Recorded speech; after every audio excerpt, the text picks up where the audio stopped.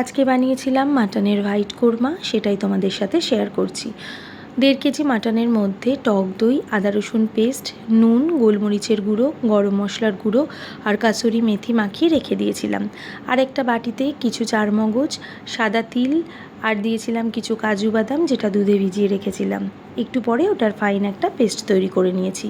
এদিকে প্রেশার কুকারে সাদা তেল দিয়ে ওর মধ্যে সাজিরে, দারচিনি, লবঙ্গ, এলাচ আর কাঁচা লঙ্কা দিয়ে একটু ভাজা ভাজা হয়ে গন্ধ বেরোলে ফাইন করে কেটে রাখা পেঁয়াজ দিয়েছিলাম। পেঁয়াজটা যেই নেড়েচেড়ে একটুখানি লাল লাল হয়েছে, একটু স্টার অ্যানিস দিয়ে দিয়েছিলাম। স্টার অ্যানিস দিলে গন্ধটা ভীষণ সুন্দর হয়। তারপর ম্যারিনেট করা মাটনটা পুরো দিয়ে 10-15 মিনিট মতন কষিয়েছি।